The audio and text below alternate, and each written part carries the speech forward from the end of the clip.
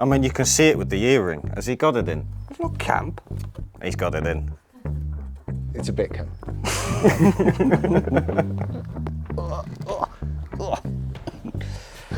Right, that's it. No more Mr. Nice Guy. I didn't think we were supposed to be in nice.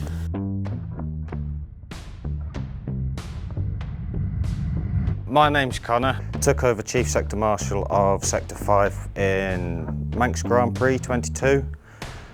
My name's Jordan. I do Sector 10 up on the mountain, because it's the best sector. He does Sector 5 for his sins, and my mum's got Sector 7 with Blackbridge. They've put him up on the mountain because you can't smell him up there and all of the hot air rises, shall we say. He's 15 minutes older, and he never lets me forget it. He's basically my not so good looking other half. Beg to differ.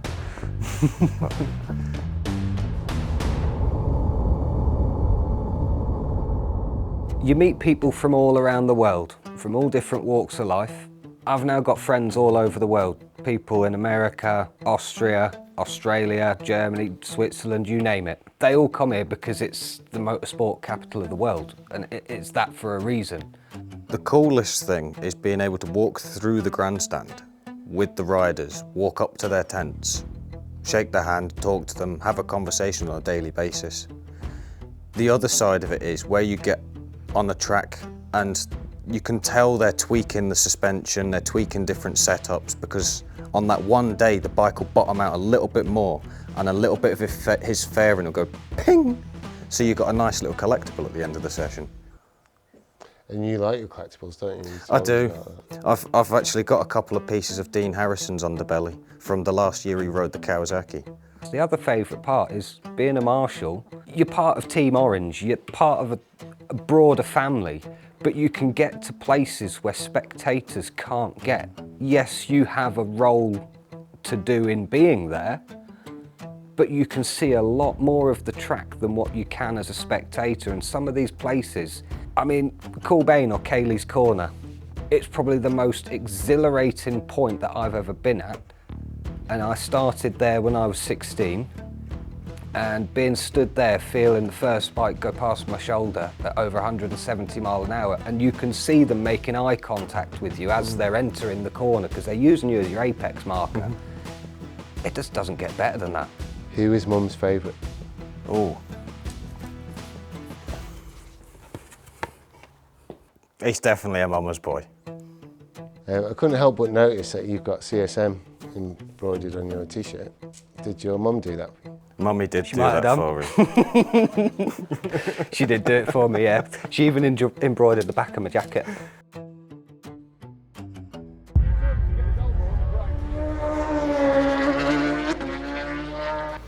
I'll let you answer that one. So, the biggest thing that they worry about is not knowing what to do. In a situation that you haven't experienced, we won't ask you to do something you've never done before. Never be put on your own. You'll always have someone there to give you support so that it's not that rabbit in headlights moment.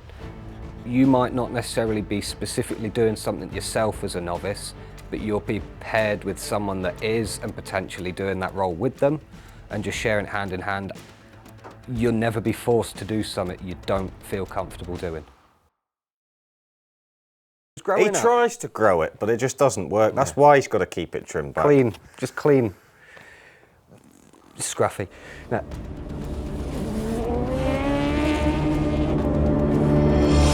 with health and safety coming on leaps and bounds, we're finding that I'd say there's a much lower probability of an incident happening, so any novice or new marshal coming through, they're not unlikely to see an incident, but they're less likely to see an incident. We wouldn't put you in anywhere that's going to put you at risk. So generally, being a novice marshal, we would ask you to stand on flag. So in the event of an incident, you can see what's going on, but you're far enough out the way. So you get close enough to the scene without having to get terrified of it.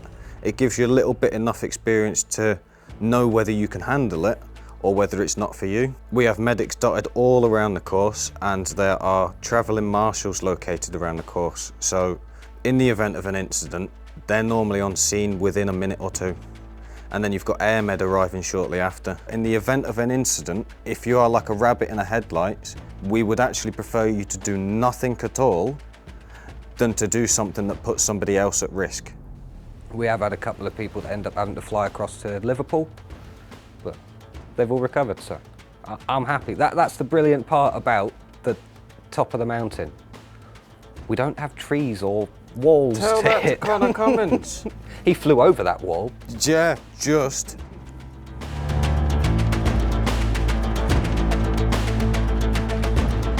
It's a lot easier to go and speak to them before the roads close.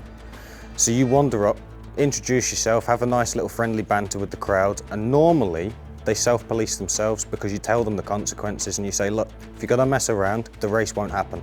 So then, because of that, 99% of the people, they want the races to happen.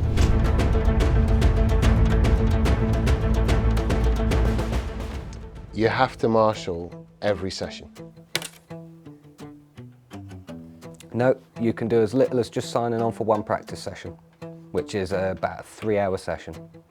You can schedule days off when you're picking sessions on the online system. It's a lot better than the old system. The old system was a lot more of a pain in the arse. I know the people that made that, they're absolutely amazing. The old system? No, the new one. Oh. Oh, are you very Chubby. good friends with them? Do you want the chain back on it? Yeah, of course you do. You've got to have a chain on it. Why?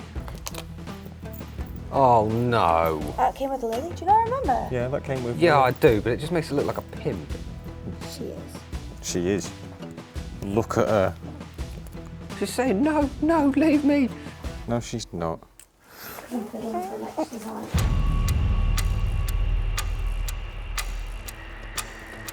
The 3 most important things. Stout footwear. You've got to make sure you've got hard, heavy duty steel toes or composite toes, because if there's anything hot, you've got to be able to kick it out of the way so that you don't break your toe, and so that if it's a hot exhaust or a hot chain or something, it doesn't melt the side of your shoe. It's got to be something durable. Another thing is making sure that you've got your orange high-vis tabard and your warrant card. Your warrant card is needed so that when you turn up on post, your DSM and your CSM can make sure that you get assigned onto the rota, because if you don't turn up with your warrant card, unfortunately you can't marshal. That is the only way the marshals can actually identify you.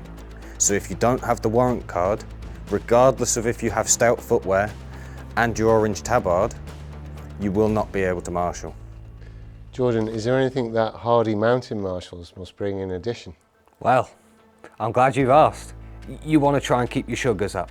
So I'll take water, I'll take fizzy pop, but the most important thing for us mountain marshals, making sure you've got enough layers. You can always take layers off, but you can't put layers on that you haven't got. I might be marshalling like this with my high-vis tabard on, if it's a really good day, but I'll always make sure that I've got my thermals, some mountain trousers that are basically ski trousers, but they're high-vis orange. I've got a high-vis bomber jacket, all basically so that if it starts lashing it down, if the wind starts blowing a hoolie, I'm not going to get cold. That's the most important thing, because if we're up on the mountain getting cold, we can't do our job effectively.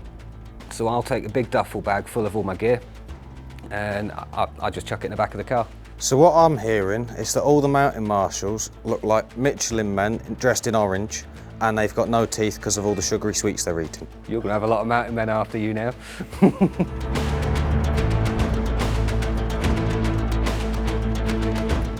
It's always make sure you've got sandwich, crisps, snacks, anything to keep your sugars up, but don't forget the sun cream. Can we just get clarification? Is it Mother or is it Molly that makes you pack lunch? It's me. We've got various different options to choose from, whether you want jelly babies, or if you want something a little bit more meaty, my other half's parents actually create biltong. They create a wide range of South African products. I would personally recommend that every marshal, especially if they're travelling through Glen Helen, stops off at the farm shop to see if there's some available.